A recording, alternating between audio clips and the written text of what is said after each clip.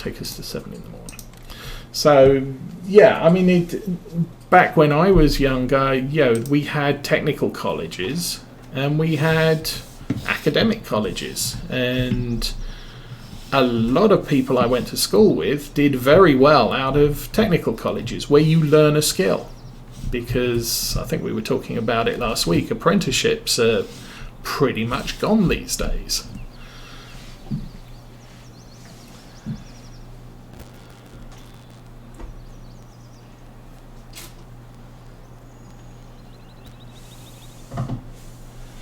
So many just end up with that. No, don't. Yeah, and that's the thing.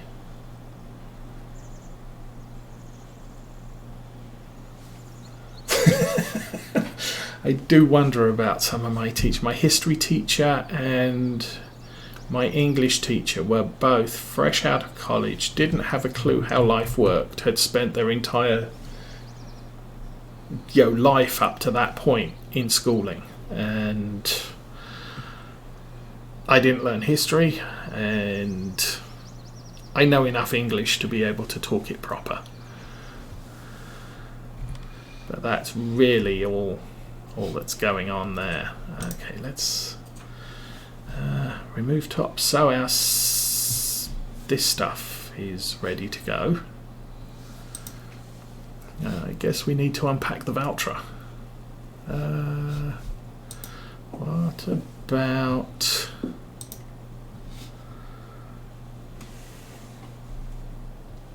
Not sure about the grass, but we need to unpack the Valtra and go and get the sugar beet started.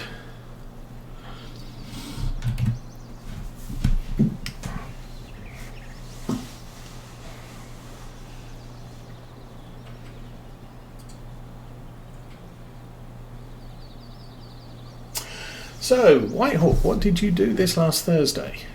And to continue our conversation of education, the other unfortunate thing is government has almost effectively made apprenticeships illegal. You can't take on effectively a student and have them work for you while they learn a skill,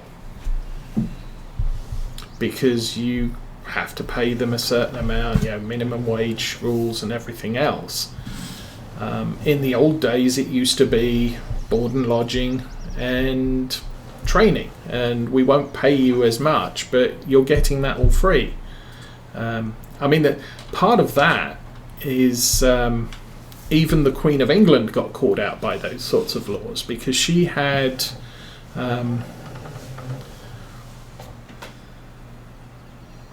I don't really want to say elderly women, but we'll call it that. Women who were getting on in their lives, lived alone, and they would volunteer to go and be maids for the Queen. And government came along and said, no, we can't have people working voluntarily because you're abusing their goodwill, so you now have to pay them. And so it kind of dried up. So the prestige of some, a person being able to volunteer to be a maid for the Queen, gone. You can't do that anymore. And it's pretty much the same with professionals. I don't want to have to pay someone a lot of money to train them. I need the people I hire to be productive from the get-go. So I'm going to prefer to hire a novice than I am to hire an apprentice, because at least a novice knows what he's doing, and I can give him a job and he can go off and do it. There we go. Now we can see where we're going.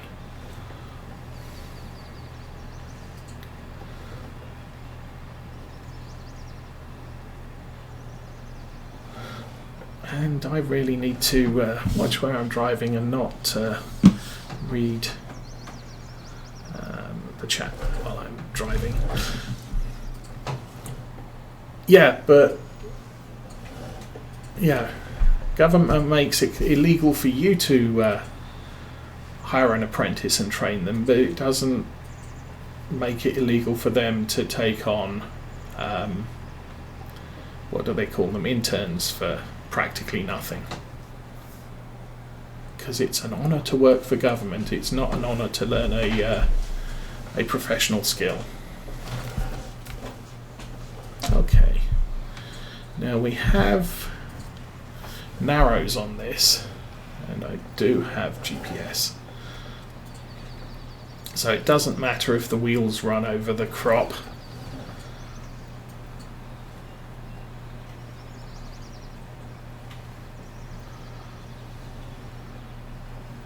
But this wheel setup is the sort of thing you use for root crop work. If you're driving down the road, I'm not driving down the roads at the moment, but because the wheels end up going between the crop, so you don't damage what you're about to harvest. I do this first and then we'll bring out the harvester later, partly because this tractor doesn't have the horsepower to run everything at the same time, but also because it's easier to turn the harvester around once you've if the harvester's following me, it's running through the crop as I do the turns, and so it's destroying crop rather than harvesting it, because you have to take the tops off first. So by running around taking the tops off first, we can then come back with the harvester and not damage anything. Once the tops are off, you're not damaging the crop. It's too low. There we go.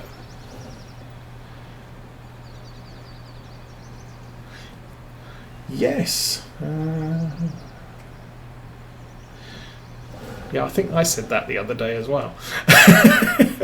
But yes. Yes, I was mentioning that earlier. I am kind of looking forward to this potato DLC pack. Virtual Farmer released a video this morning of a pre-release copy, kind of like the videos Arthur does when a new DLC comes out. But he reviewed each piece of equipment and did a little demo of the planter and one of the harvesters. The planter, you don't have to turn it on, it doesn't have an on-off button, you just lower it, and because it's driven by driving along the ground, it's very low horsepower planter, and it will start planting as soon as it touches the ground. The harvesters are awesome, and it was something I said earlier was I watch farming videos and equipment promotion videos, not because I'm a farmer, but because I want to watch how they do it. And so one of the videos I got in my recommended YouTube list was potato harvesting one year. So I thought, well, I'll take a look at that. And they were basically using this piece of equipment that dug the potatoes out. You didn't have to top them. And they rode the potatoes off to one side. So as you're driving this way, the potatoes are all coming out on the right-hand side, and when you come back the other way, they're all still coming out on the right-hand side. So you end up harvesting a 1.5 meter width each way, and the rows get merged, so you get twice the number of potatoes in a single row. You can obviously set a worker off harvesting and rowing up the potatoes, and then you can come at your own leisure and pick them all up again. Now, the picker-upper doesn't have to have a very wide working width because it's working on a windrow of potatoes. So, and I saw this video and I said, this is what we need in Farm Sim, because the potato harvester we have in Farm Sim, base game, quite frankly, is not particularly good. You have to go around and top all the potatoes, like I'm doing at the moment for these sugar beets, and then you've got a 1.5 meter wide harvester that digs the potatoes out of the ground. Has a 9,000 litre capacity, so you move sort of 100 yards down the field and you have to unload it. And you move another 100 yards down the field and you have to unload it. And at least being able to harvest, 3 meters wide with a worker and then come along and pick up the windrow, it's still a laborious job in Farm Sim terms, but it's not me harvesting it or that rate. So, and it's only going to cost $5, so yay. Actually, no. There are 3 actual extract the potatoes from the ground deal. All 3 of them run behind the tractor, have a 1.5 meter width. One of them drops the potatoes right behind. The other one is a windrower, which you can either select to drop the potatoes on the left side or drop the potatoes on the right side. And the third one, and both of those you need to top the potatoes first. But again, you can just get a little messy drop nose with the topper on the front and just send that out to the field to top the potatoes while you assemble the rest of the gear. The third one, however, tops the potatoes and digs them out of the ground and rows them up behind. So it's not a required mechanic that you top the potatoes first. It can be incorporated into the equipment that you're using.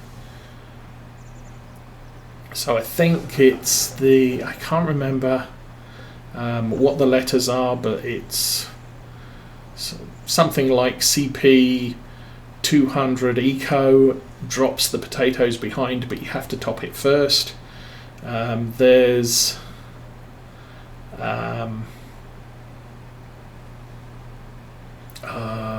it's 200 and another single letter, and that windrows the potatoes to the side, and then the CDW tops and digs them up and drops them behind, all in one pass.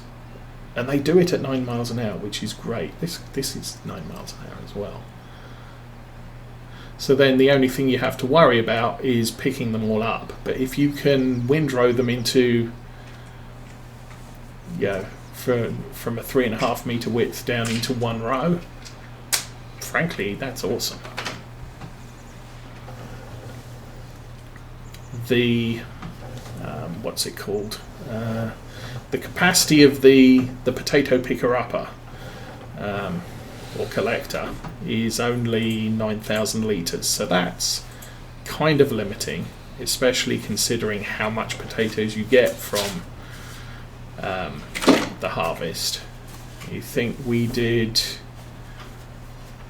what was it, 30 acres of sugar beets last year and got 1.1 million litres of sugar beets. Now, I'm lucky to get 100,000 litres of wheat, so that's kind of the comparison.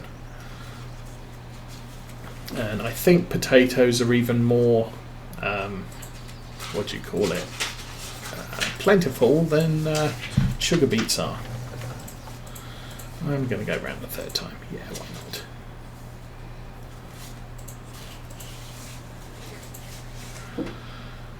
But I think it's going to make potatoes a little bit more interesting. There's more stuff that you can have a worker do, and you can resolve into a single windrow.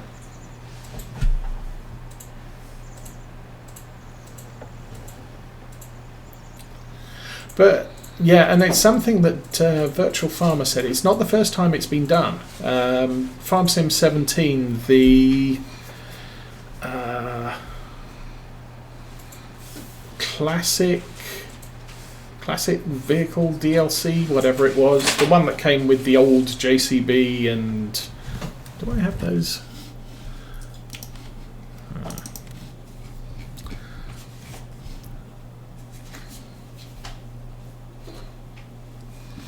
I think it's the 390T, a couple of medium tractors as well. Yeah, Fast Track 150, the Maxim 5150. The guy who produced these, he produced those for Farm Sim 17. He was winner of the mod contest for Farm Sim 17. So it's not the first time they've done it.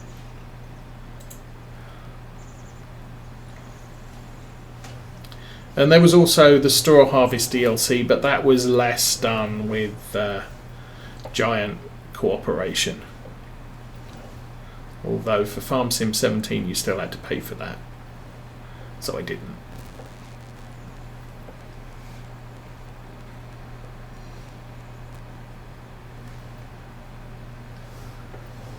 But yeah, it's nice to see these new packs coming out.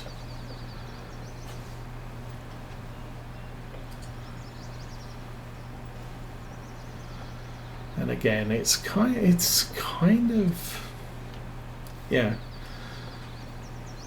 It's kind of like a Stagiaire Pacho when that came out. And it's sort of, oh, we got sugarcane, yay! Oh, sugarcane's a real pain to harvest, and it's about as fun to harvest as potatoes and sugar beets are. But sometimes you just have to go with it and do it anyway, because it turns out the best income is from these labour-intensive crops.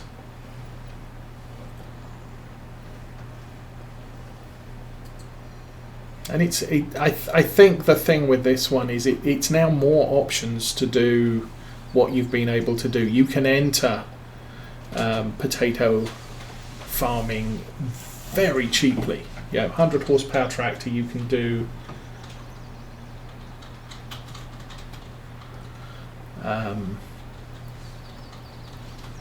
what is it? I don't know that.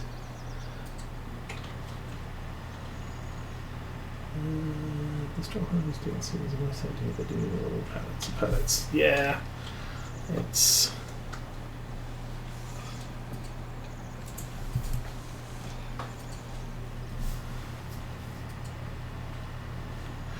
I'm pretty sure the next farm simulator will not be called FS21 at this point. I'm guessing it's probably that the next release is probably going to be around November, December, because that's their general release schedule. Also, I'm not sure that Giants are still working with Focus Interactive, is it? So it's all changing anyway. Okay, now this is why I have GPS.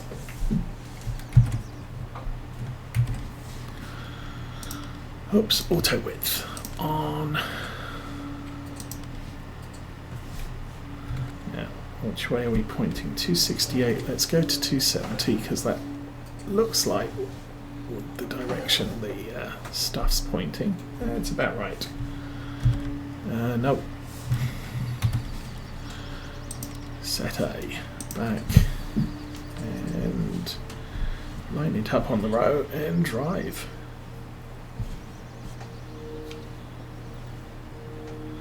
So excuse me while I concentrate on driving in a straight line.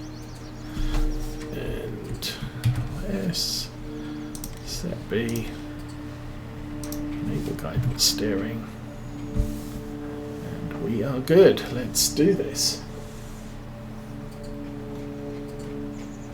That's a good point. Normally, well, I can't remember when the announcements start coming out. I thought it was around about late January, February, early February.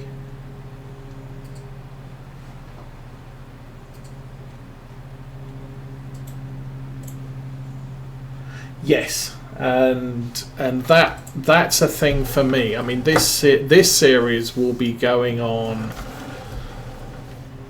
Depending on what's included in Farm Sim Next, I'll call it Next for now.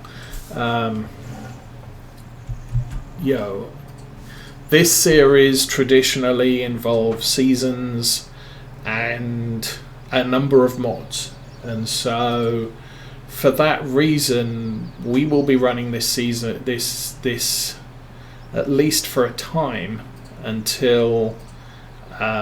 At least Seasons is available, and they may decide to incorporate Seasons into the base game. But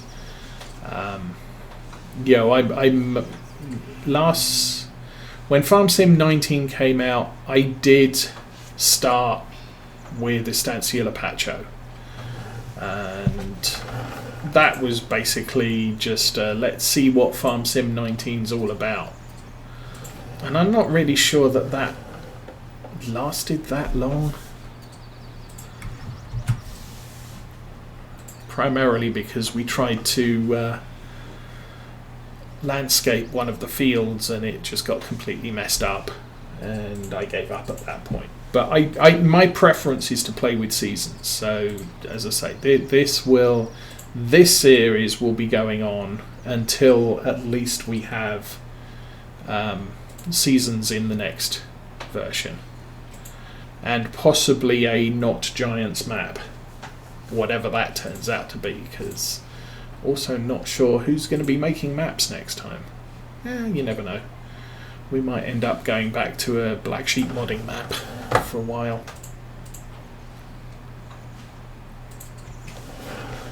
Okay, that'll do for a row.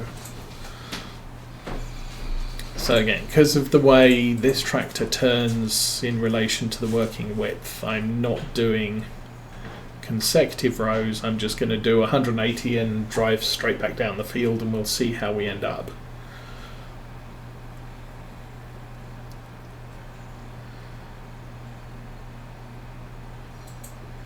Well, Chellington...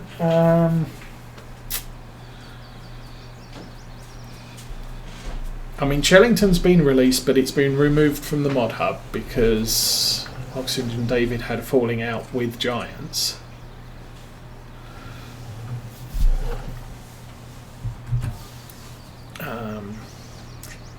I mean, I like Oxygen Navy's map, so it would be nice to start on an Oxygen David map rather than any other map. But it's also I mean, Marwell Manor, nice map, but I'm not sure I could have kept up a series on it because it is of a limited size.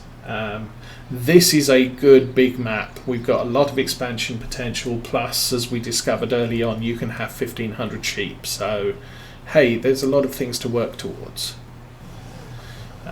However, a lot of people played... I should have turned that tighter. Whoops.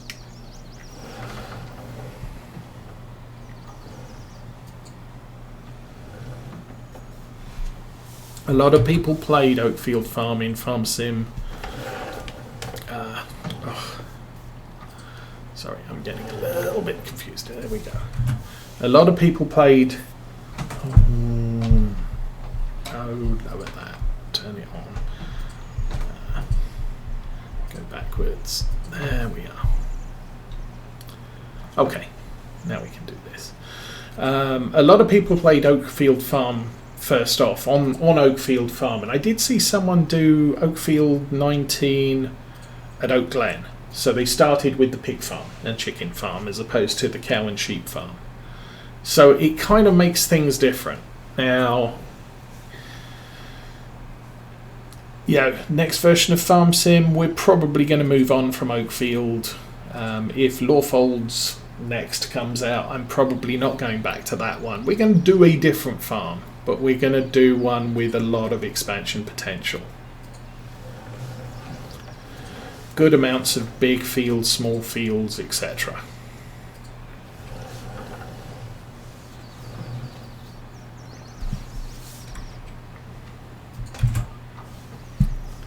And if I wasn't doing this farm, I'd probably do Chellington. Chellington just came out too late. And we're going to play this all the way up to the end. I'm not planning on moving this series elsewhere. We will be wrapping up Ungertsheim when I eventually get to the end of the second year.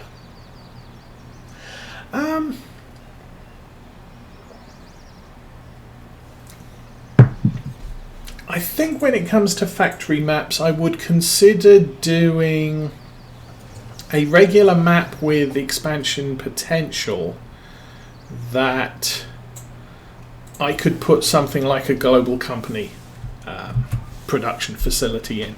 But I'm really not into production per se. I'm more interested in the farming side of things. I've also kind of figured out doing this map, you do not want to be a hobby animal farmer. You don't want to have, I'll have 20 cows and 30 sheep and 30 pigs, and you don't make a lot of money. You spend a lot of time tending your animals. So, for Farm Sim 17 Lawfolds, we had every single animal. On Farm Sim 19, I'm not inclined to do a multi-animal farm because of the amount of work it takes and because of how little money you make from them. I mean, you look at how much... I think we've still got the value. No, we haven't got the values for that. No, money. Vehicle running costs. Yeah, we sold all the wool. But you look at how much we made from wool, and I think wool, 831 per 1,000 litres, and you get, I think I got about 20 bales of wool from 300 sheep. So it's kind of not great income. We're supplementing our sheep income selling all the male sheep, and once we get to 1,500 sheep, we're going to be selling 700 assorted sheep per year in order to keep the flock size down so that we're maximizing reproduction. But really it's not great income.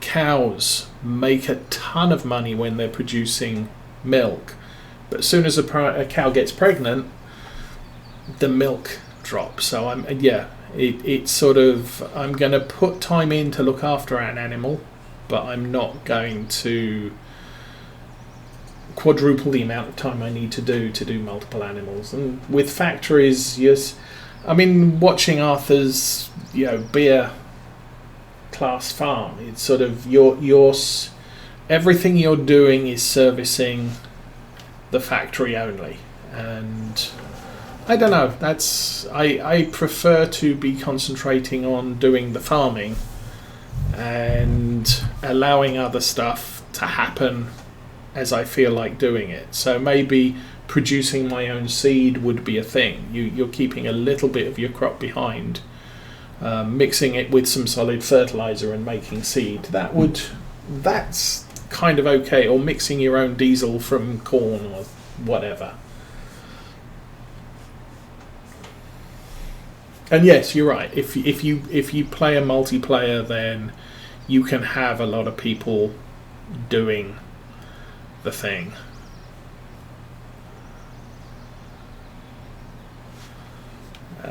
But servicing something that's not purely farming can get quite intensive for one person to concentrate on. I mean, even doing sugar beets is quite a lot of stuff. How are we doing? It's 7 o'clock in the morning, so we're doing fine. Let's stick that on cruise control. Let's have a look, see what's going on. So yeah, all of the contracts are now done. So the 2 fields that we were looking, or that were available for planting yesterday, are done. I am not doing baling contracts. Although we now have the equipment, you need a standalone wrapper. You can't use the big giant snake, so not doing that. I need to spray those fields sometimes. Oops. And this is the tractor I do that with, so